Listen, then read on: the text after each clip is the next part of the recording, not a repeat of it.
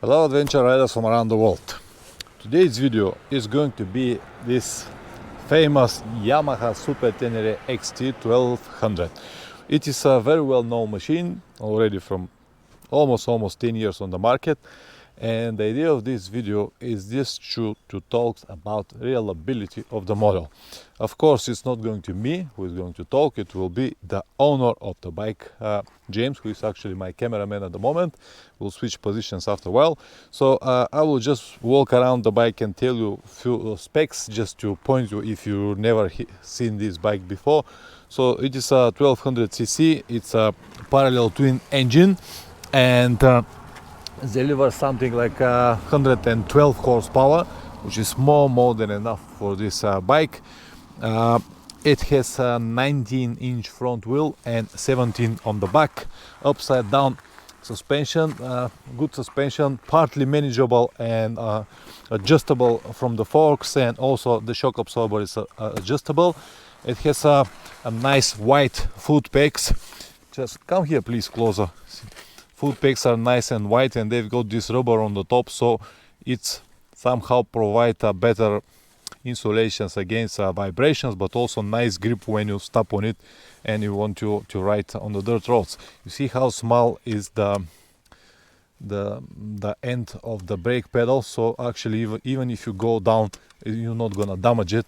And this is also a very clever idea. It's so compact, it's actually like a crash bar here, protect the plastic and the tank, but it's very well designed. I really like this bike. The seat is very big. Let me grab the camera now. The seat is very big and comfortable, as you can see.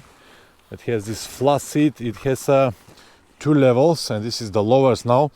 When we switch the positions with James, I will ask him to sit on the bike just to see what it is. The design, I really like this bike. I really like the design and everything. And yeah, the front fender, low fender, what I like. The lights are really nice. The windscreen, it has two positions, or you can lower it up and down. Yeah, the handguards are not stock, they are installed after that.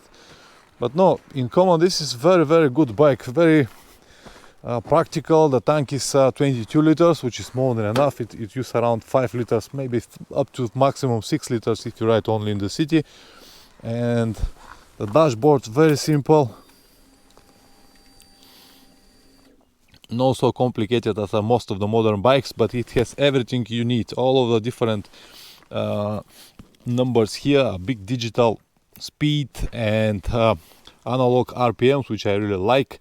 All the necessary information. We have a few traction control modes and ABS modes, so it's a wonderful bike. Let me start the engine now.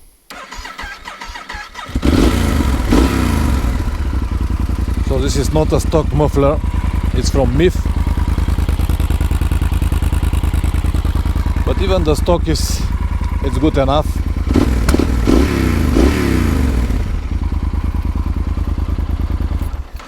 James modified it a bit by changing the handlebar with a tall handlebar, like curvy, like this, so it provides him with the necessary height of the bike. So what I'm gonna do now, I'm gonna change the mic to James and we'll let him talk about it. All right, just give me a second. How are you, my friend? Bloody excellent, mate. Bloody excellent. All right, just beautiful day. Beautiful day, absolutely. Look at this. Like this. All right. So what I'm gonna ask you, James, is about reliability of the bike. Put this in your pocket somewhere. Righto.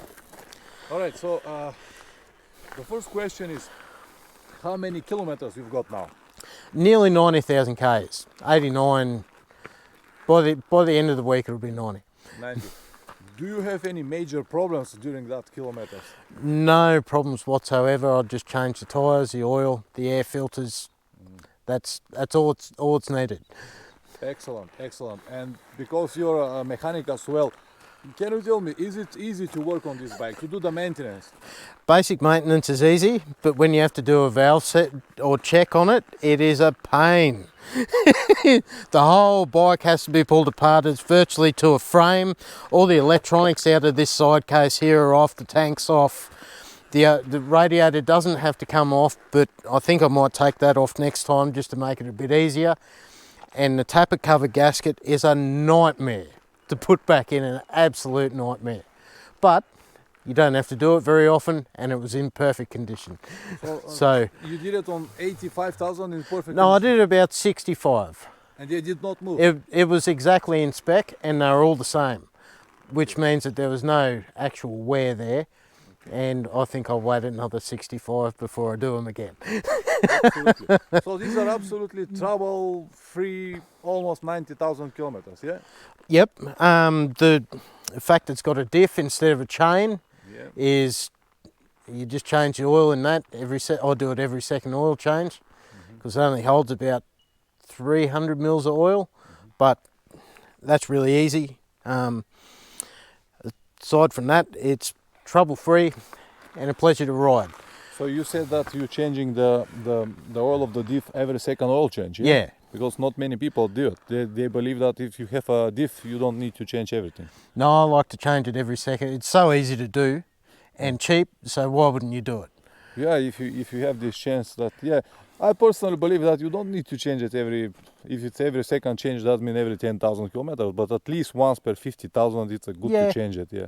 But if you're a mechanic, if you have this free labor, why not? I over-service things. Yeah, I've got to admit that. Always better. Can you please sit on a bike for a while? All right. Just to see. How tall are you? 5'7", Okay. or 170 something.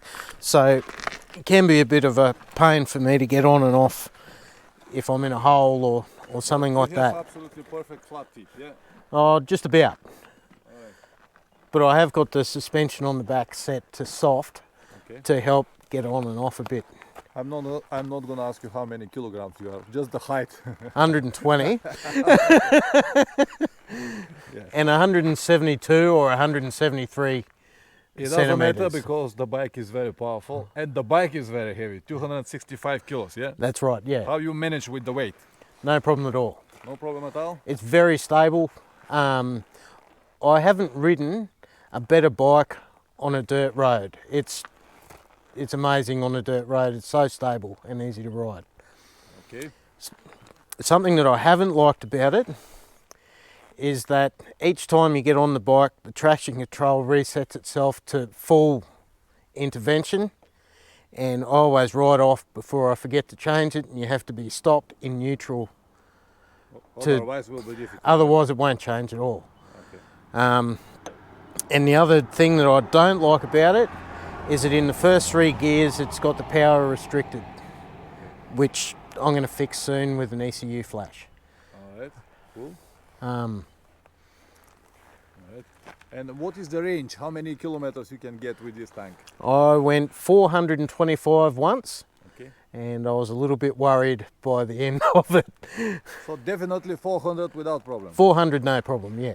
Okay, cool. That was at about, I think it was 4.7 litres 100 by the end of it. Okay. Do you ever need to lift this bike? I picked it up once. How it was? It was pretty easy. I wouldn't want to have to do it 5 or 6 times in a day though. Oh, okay. So the weight always matter. Oh, I think so. Depends what you're doing. I wouldn't take this bike trail riding. Absolutely, absolutely, me either.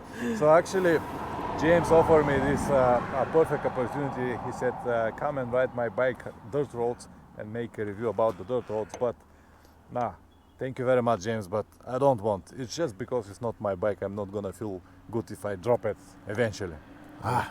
That's what happens with them. Yeah, absolutely, absolutely.